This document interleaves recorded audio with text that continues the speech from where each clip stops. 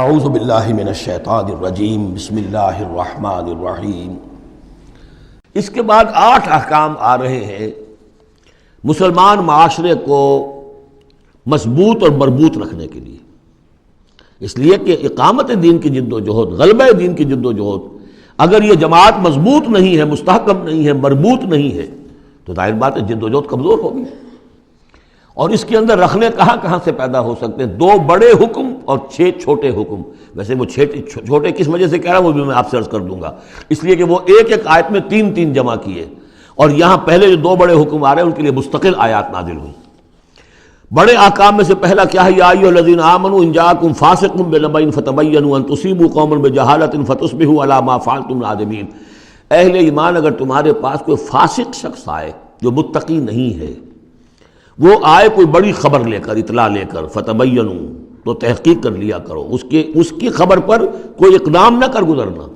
ہو سکتا ہے وہ غلط بات بتا رہا ہو تمہیں کہ فلاں قبیلہ جو ہے حملے کی تیاری کر رہا ہے، تو تم پہلے اسے پری ایمپٹ کرنے کے لیے فوری طور پر تم حملہ کر دو، نہیں، فتبینوا، تحقیق کر لیا کرو، ان تصیبوا قوما بجہالۃ، مبادا تم جا پڑو کسی قوم پر نادانی میں، حملہ کر بیٹھو کسی قوم کے اوپر، کسی قبیلے کے اوپر نادانی میں، فتصبحوا علی ما فعلتم نادمین، اور پھر تمہیں ہونا پڑے جو کچھ کہ تم نے کیا ہو اس پر نادم۔ اس لیے یہ کہ افواہوں پر کوئی اقدام نہ کیا جائے۔ ہاں، خبر لانے والا صدیق اکبر ہو رضی اللہ تعالیٰ عنہ، بات دوسری ہے، لیکن یہ کہ جو شخص جو ہے قابل اعتماد نہیں ہے، اس کا کردار، اس کی زندگی جو ہے اس طرح کی نہیں ہے، تو اس کے بارے میں اس کی رائے ہوئی کسی خبر پر فوراً کوئی اقدام درست نہیں ہوگا۔ اس کی پوری طرح تحقیق کرو، تفتیش کرو۔ اور ایسا ہی ہوتا ہے اکثر و بیشتر کہ یہ جو افواہوں کے اوپر اقدام کر دیے جاتے ہیں، ان سے بڑے بڑے جھگڑے شروع ہو جاتے ہیں، بڑی بڑی جنگیں شروع ہو جاتی ہیں۔ وَاعْلَمُوا أَنَّ فِيكُمْ رَسُولَ اللَّهِ، اور دیکھو تمہارے مابین اللہ کے رسول ہیں۔ یہ اس سے کیا مراد ہے؟ یعنی محمد صلی اللہ علیہ وسلم اللہ کے رسول ہیں، لیکن یہ تم میں سے بعض خواتین کے شوہر بھی ہیں، بعض اشخاص کے داماد بھی ہیں، بعض کے خسر بھی ہیں۔ یہ رشتے ہیں کہ نہیں؟ بعض کے بھتیجے بھی ہیں۔ تو اگرچہ ان کے رشتے ہیں، لیکن ازواج کو بھی سمجھنا چاہیے کہ یہ صرف میرے شوہر نہیں، یہ اللہ کے رسول ہیں۔ بڑا فرق ہوگا اگر صرف شوہر سمجھ کر کوئی معاملہ کیا، اور لیکن یہ کہ یہ حیثیت نگاہ میں نہ رہے کہ یہ اللہ کے رسول ہے۔ اگر حضرت ابو بکر اور حضرت عمر سمجھے ہمارا داماد ہے، داماد تو بیٹے کے برابر ہوتا ہے نا، نہیں، اللہ کا رسول، ان کی جو حیثیت تمہارے سامنے مقدم رہنی چاہیے وہ یہ کہ اللہ کے رسول ہیں۔ وَاعْلَمُوا أَنَّ فِيكُمْ رَسُولَ اللَّهِ، یہ اللہ کے رسول ہیں اگرچہ محمد ابن عبداللہ، کوئی شک نہیں، لیکن اللہ کے رسول ہیں۔ لَوْ يُطِيعُكُمْ فِي كَثِيرٍ مِّنَ الْأَمْرِ، اگر وہ تمہارا کہنا مانا کرے اکثر معاملات میں، لَعَنِتُّمْ، تو تم مشکل میں پڑ جاؤ گے۔ تمہارا رویہ یہ ہونا چاہیے کہ یہ دیکھو وہ کیا چاہتے ہیں، ان کی منشا دیکھو۔ وَلَٰكِنَّ اللَّهَ حَبَّبَ إِلَيْكُمُ الْإِيمَانَ، لیکن اے محمد کے ساتھیوں، اے صحابہ رسول، اللہ نے تو تمہارے نزدیک ایمان کو بہت محبوب بنا دیا ہے۔ وَزَيَّنَهُ فِي قُلُوبِكُمْ، اسے تمہارے قلوب کے اندر کھبا دیا ہے۔ وَكَرَّهَ إِلَيْكُمُ الْكُفْرَ وَالْفُسُوقَ وَالْعِصْيَانَ، اور بہت ہی تمہارے نزدیک ناپسندیدہ بنا دیا ہے کفر کو بھی اور فسق کو بھی اور نافرمانی کو بھی۔ یہ صحابہ کرام کی شان میں بہت بڑی آیت ہے جو نازل ہوئی ہے قرآن میں۔ وَلَٰكِنَّ اللَّهَ حَبَّبَ إِلَيْكُمُ الْإِيمَانَ وَزَيَّنَهُ فِي قُلُوبِكُمْ وَكَرَّهَ إِلَيْكُمُ الْكُفْرَ وَالْفُسُوقَ وَالْعِصْيَانَ أُولَٰئِكَ هُمُ الرَّاشِدُونَ، یقیناً یہی لوگ ہیں جو صحیح راستے پر ہیں اور جو سعادت مند ہیں اور جو آخری کامیابی کو حاصل کریں گے۔ فضلا من اللہ ونعما، اور یہ فضل ہے اللہ کی طرف سے، انعام ہے اس کا، احسان ہے۔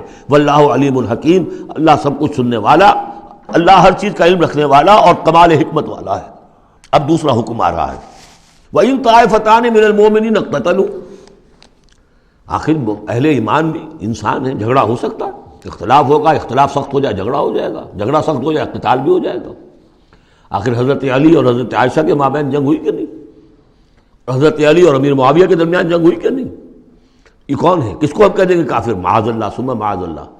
تو فرمایا وَإِن طَائِفَتَانِ مِنَ الْمُؤْمِنِينَ اقْتَتَلُوا، اگر اہل ایمان میں سے 2 گروہ لڑ پڑیں، فَأَصْلِحُوا بَيْنَهُمَا، تو اب عام معاشرے کو یہ سمجھنا چاہیے، سب لوگوں کو، کہ وہ یہ نہ سمجھے کہ ہم سے کیا ہے، آپس میں نبٹ لیں، نہیں، ان کے درمیان صلح کراؤ، تمہارا فرض ہے، یہ اجتماعی فریضہ ہے، صلح کراؤ۔ فَأَصْلِحُوا بَيْنَهُمَا، انڈیفرنس ہمیں کیا تعلق؟ غلط، اس لیے کہ یہ جو رکھنا پڑ رہا ہے، یہ اسلامی معاشرے کا رکھنا مسلمانوں کی مجموعی قوت کو کمزور کرنے کا سبب بنے گا، اور مسلمانوں کی قوت کمزور ہوتی ہے تو اللہ کے دین کے غلبے کی جد و جہد کمزور پڑ رہی ہے۔ لہذا فرض سمجھو اصلحوا بینہما، ان کے درمیان صلح کراؤ۔ فَإِن بَغَتْ إِحْدَاهُمَا عَلَى الْأُخْرَىٰ، پھر اگر ان میں سے ایک دوسرے پر زیادتی کرے، صلح کی پابندی نہیں کر رہا، صلح کرا دی گئی پھر بھی وہ زیادتی کر رہا، فَقَاتِلُوا الَّتِي تَبْغِي، اب جنگ کرو اس سے جو زیادتی کرنے والا ہے۔